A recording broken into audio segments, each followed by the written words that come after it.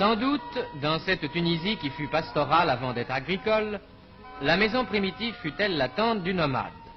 Toujours à la recherche d'un pâturage plus dru, la tribu emportait avec elle, fixée ici pour une semaine, là pour un jour, son village et sa patrie.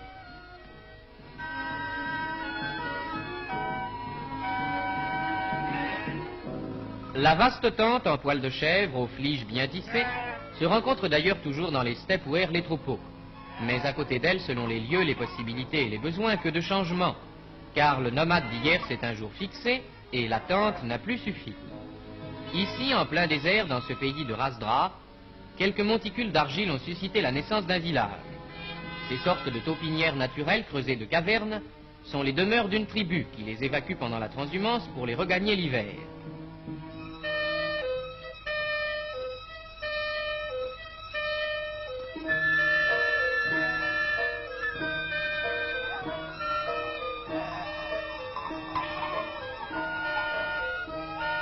Curieuses habitations que l'homme s'est à peine efforcé de transformer et qui donnent l'apparence, dans le vide de la plaine, d'un village de termites. Ailleurs, à Matmata, une sorte de paysage lunaire apparaît. Ici, c'est en profondeur que l'homme s'est logé, utilisant peut-être au début quelques cavités naturelles. L'accès en est encore souvent primitif et une simple corde sert d'escalier direct.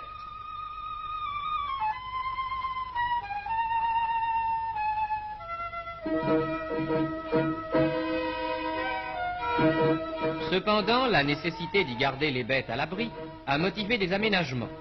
Entre les demeures et les étables qui prennent jour sur ces sortes de cours intérieures, des passages en plan incliné permettent de remonter à la surface. Étrange village de troglodytes qui, depuis des millénaires peut-être, n'a rien changé de son extraordinaire caractère. Peu à peu, le souci de protection créa d'autres genres. Tamezred nous offre le spectacle de ce que furent les premières villes de pierre, mi-caverne, mi-construction.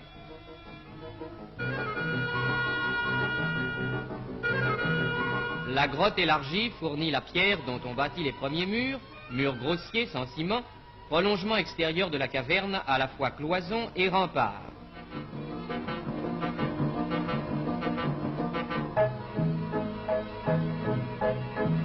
C'est du même procédé que sont nés des villages typiques comme Tudjan, lieu d'asile construit en nid d'aigle sur un pic, village de pierre qui semble faire corps avec la montagne elle-même. Dans cette sorte de forteresse, face au ravin qu'elle commande, entre les murs gris qui semblent n'avoir plus d'âge, la vie continue, pareille à ce qu'elle fut au long des siècles éteints.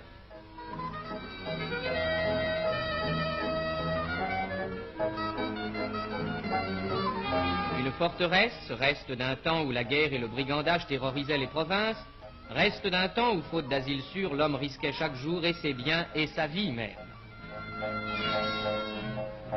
Reste aussi de ce temps, voici l'extraordinaire Médénine et ses rorfas. Les rorfas, primitivement, n'étaient que des greniers où l'on mettait en sûreté les provisions d'hiver. Les familles de chaque tribu se réunissaient pour construire côte à côte leurs rorfas, de façon à former une enceinte fermée, le ksar. Faute de place, d'autres rorfas venaient s'ajouter en hauteur. De là ces constructions originales aux escaliers extérieurs qu'on dirait faits pour des équilibristes. Médénine offre avec Métameur le plus bel et le plus complet de ces ensembles de villes-greniers, absolument uniques dans le monde.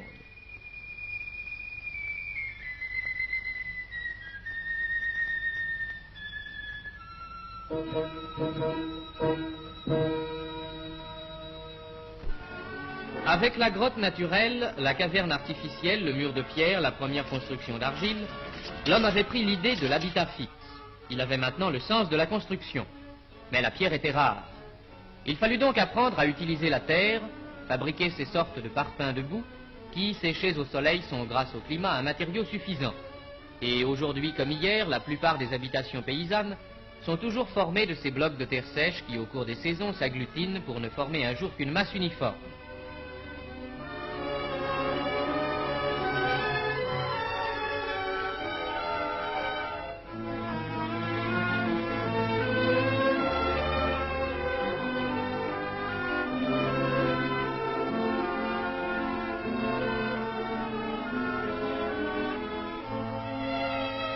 La chaux vint donner à la construction de nouvelles possibilités. On voit encore le long des routes tunisiennes de ces antiques fours à chaux où la pierre blanche tirée de la carrière proche et cassée en menus morceaux pour être plus facilement réduite en poudre en brûlant entre des lits de charbon.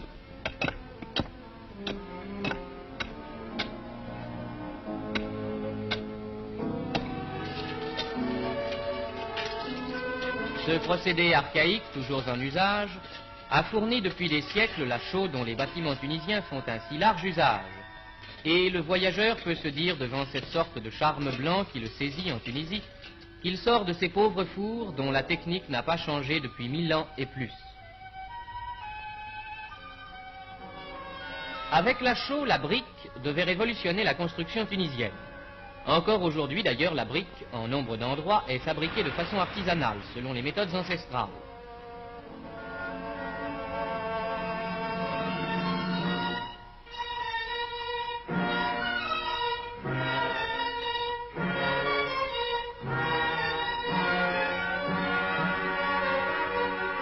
Un mélange d'argile et de paille hachée, pétrie avec de l'eau, un moule, et les briques seront mises à sécher sur le sol, posées de champs, appuyées l'une à l'autre, comme de curieuses constructions enfantines.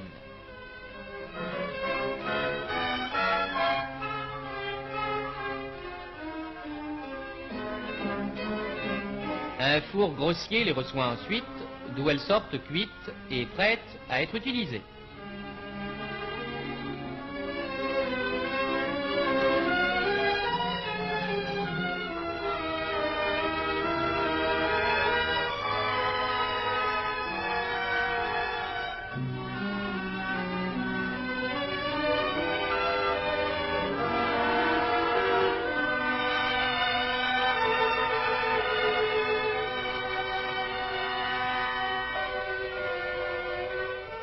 On sait quel usage énorme et continu a fait de la brique la Tunisie au cours des âges.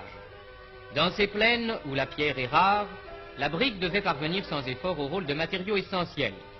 On en trouve la preuve dans ces innombrables constructions qui vont du plus modeste marabout aux vertigineuses murailles d'enceinte qui entourent des villes entières, et en particulier aux grandioses bastions de Kérouan.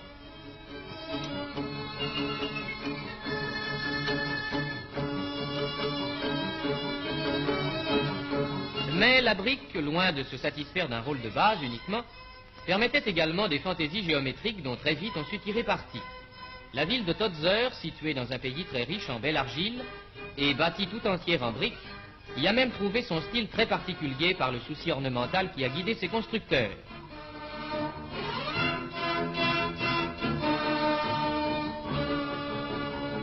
L'art régional duquel procèdent ces anciens édifices continue d'ailleurs à y être respecté, et les constructions modernes conservent pieusement ces heureuses traditions.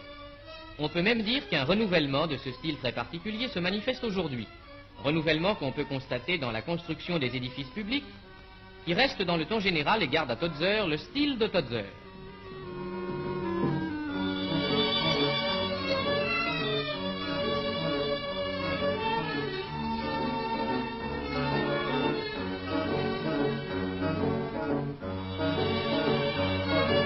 La pierre, le plus noble des matériaux, où et quand elle se trouvait, a naturellement donné à l'habitat des détails typiques où se reconnaît dans ses formes particulières l'art tunisien. Près de Nabeul, par exemple, pays de la pierre tendre, existe un village de sculpteurs.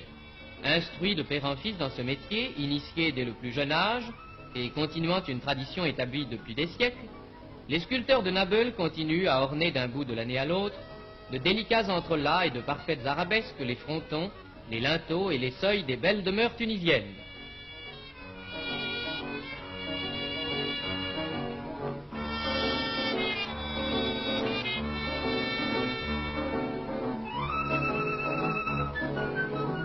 La conjugaison de ces efforts divers, de ces techniques de jour en jour plus précises, de ces travaux qui, de la maçonnerie, parvenaient à l'architecture, ont donné un miracle, Kérouan, la ville sainte. Kérouan est l'image très noble et très précieuse de la Tunisie ancienne. Il faudrait s'arrêter sur chaque édifice de Kérouan, sur ses 60 mosquées, sur ses minarets, contempler chaque détail de la grande mosquée, où le visiteur aborde presque aux sources de cet art dont l'islam dota le monde méditerranéen, plongé dans les cours de ses demeures.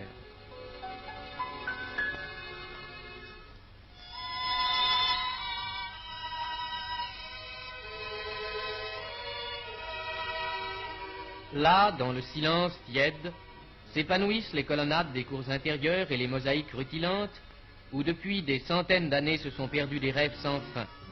Kairouan est aussi un rêve de pierre, un rêve éclatant et magnifique. Mais le temps a ses exigences. À côté des splendeurs du passé, le présent construit ses demeures faites pour une vie plus dure et plus complexe.